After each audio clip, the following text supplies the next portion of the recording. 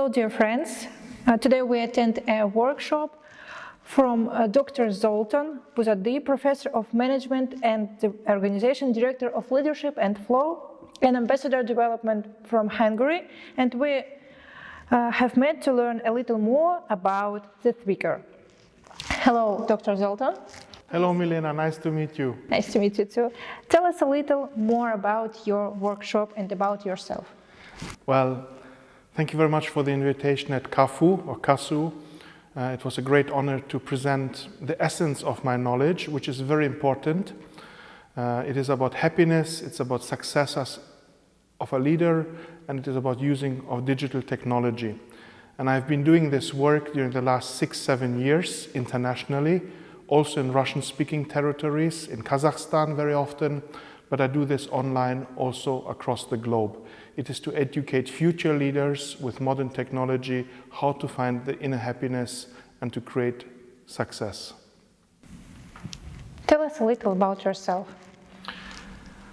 I come from Budapest, the capital of Hungary, and I'm an organizational behavior professor.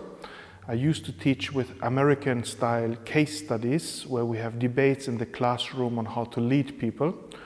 But over the years we have developed a sensational, serious game. And with this serious game around the flow, I'm traveling the world and I invest quite a lot of time in teaching in Kazakhstan. I have been teaching for national companies like Kazmunaygas, AIFC, but also at many other business schools here in Kazakhstan, so I know the culture pretty well. It's the 15th time that I'm here. I've been about 7 times in Astana, 5 times in Almaty, but I also know Atirau, Karaganda, Borovoye. I was on the Zhumbaktas and also in Baykuduk. Now is the first time that I'm here in this region, now in Öskemen, Uсть-Kamenogorsk, great city, really great people, and I'm looking forward to see Semei over the next few days, these great museums which are expecting me there too. Yeah, that's nice to hear, thank you. How to manage people, in your opinion? How to manage people? I think the first question which arises, is it possible to learn to manage people, or is it something which people have naturally born? It is true to say that some people are very good leaders, they manage the people well, naturally, they have natural talents. But most people don't have this natural talent. So then the next level of question is it possible to learn it? We do think so. That's why business schools exist across the globe, not just here in this part of the world, but everywhere. So how to manage best people is actually something which can be learned. It's not just a secret art. It is an application of techniques with practice, but also with concepts. Maybe we'll speak a little bit more about the details as we go along. Why is it important to teach management to entrepreneurs in the modern world? Okay, entrepreneurs belong into the first category of natural leaders very often. They have a business idea which they're obsessed with. However, the difference between leadership and entrepreneurship very often is that entrepreneurs think about a product, about a market, and they don't think so much about the people they're going to work with. So they need actually tools and exercises how to motivate a group of people. They develop a company when they want to sell it for a lot of money because they're entrepreneurs. They will have the urge to drive the new company. Then when they want to sell it, they need to have a stable system, something which operates without them. And for this, management and leadership systems are necessary. Otherwise, nobody would buy that company. If you're an entrepreneur who is always doing everything yourself, your time is limited. You need to delegate and you need to make the company grow steadily. Otherwise, the entrepreneurial idea will come to a plateau. In your masterclass, you more talk about the importance of human capital.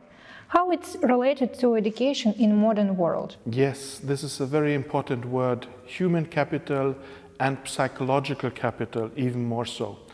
The concept we use to explain what makes a company successful, what makes a team or an individual successful, but at the higher level also a nation successful, consists of 4 different types of capital. I spoke about the economic capital, the money, the resources an organization is using, or a team, or even an individual. It can be your laptop, for example, at the simplest level. The next level is the human capital you have mentioned, Milena. It is the knowledge, the skills, the abilities people can learn at business schools and also through working hard. The third capital is the network. People nowadays go into hubs, into business schools to find out how do others people do it? Where are the resources available which I don't have within my organization? And the fourth one, which I emphasized in my sessions, is the new capital. It is called psychological capital.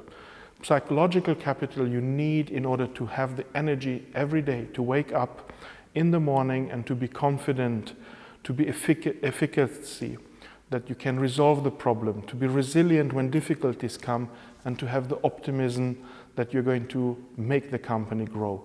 So competitiveness not only needs money, knowledge, and the right people, it also needs your self-identity, your inner strength.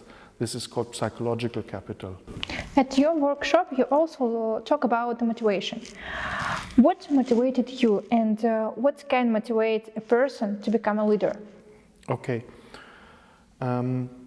I think this psychological capital is very important to explain what motivates people.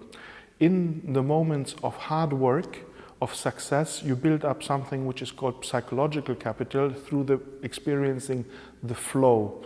We will speak about this a little bit more. And when I was teaching managers in a very useful, technical, practical way, I discovered that they were saying that this is actually helping them. It helps them to become better leaders, to be more effective and more successful. So I have developed my inner motivation through having great stories who I hear about. So I'm helping people to be better leaders.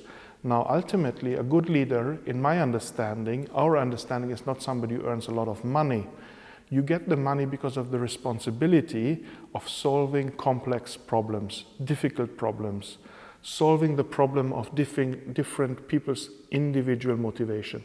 And when you do this at the master level, very efficiently, with high energy, then you deserve lots of money because you generate lots of profit for the company. Here in Kazakhstan, but in many other countries, we need to educate people that the motivation is not the money, it is something different. And for me, luckily, as a pedagogist, as an educator, I find this a lot in my work developing people. You have talked a lot about the flow. Can you tell it a little about it? Why it's so important in your workshop, in working in team? Yes, I'm smiling because for me the flow, to talk about the flow, is the flow. To be in flow, in Russian the word is to patok, is a mental state when you really feel energized and you almost lose the time, you just do the activity, you really enjoy the work. It is a mental state in which you feel the pleasure of working, the pleasure of applying your skills. I like to speak, I like to present. Therefore, it's very difficult to do it short in an essence, because I enjoy this, it's pleasurable. Alternative forms of happiness other than flow are, for example, simple enjoyment, but they have a plateau. After a while, when you earn a lot of money, you will always find people who are richer than you, and then the same money is not motivating anymore. If you do an activity which is passive, you just lie in the sun, after a few hours you start to get up and say, but this is boring. But the flow is different because it always pushes you to repeat it. It can be a simple activity like doing kitchen work, speaking with friends, sports is a typical example, fishing, and for me it is teaching, and for businessmen it is to develop the business, solve business problems. How important is harmony for people who work in team? Harmony is one of the targets a good leader tries to achieve. The basis of a good leader is to have business harmony, process harmony, financial harmony. We call that the basis of a good business. But human harmony is the next level.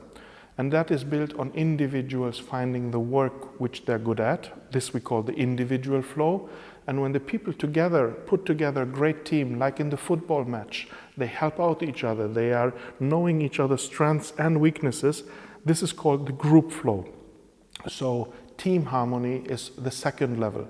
We also think with Csikszentmihalyi, the professor who wrote about the flow, in Good Business book, he describes this, that the third level is also important, and that's harmony with society and with the environment. Modern young people don't necessarily want to work for companies which are exploiting the environment, in which they're not proud to bring in the best energies. So the three levels of harmony: business processes, human aspects, team, and personal harmony, but also harmony with society and the economy and the green environment is important. In your workshop, you also talk about the gamification of learning. Why is it so important? Okay. Well, gamification is super trendy now. It sounds cool. It is cool. It is entertaining way of getting a process going. But the way of gamification in a business education context is pretty different. We call that serious gaming. Serious gaming is the category when you learn some theory to it. There is a value which you want to convey. And we have discovered that building on the existing tools of case discussion, role-playing, business games in the classroom, the digital solution of serious gaming is very, very useful. Why is it useful? It's entertaining, it has a mission, and it can be repeated through replaying the game again and again for learning, and people get better and better slowly, gradually, by repeating the game. So it has practical advantages, but it serves the mission of personal development, of group development, and knowledge sharing. So that's all. Thank you for your time. Thank you for our interview. See you. Thank you, Milena. I'm very thankful for having had this opportunity to share the knowledge with you.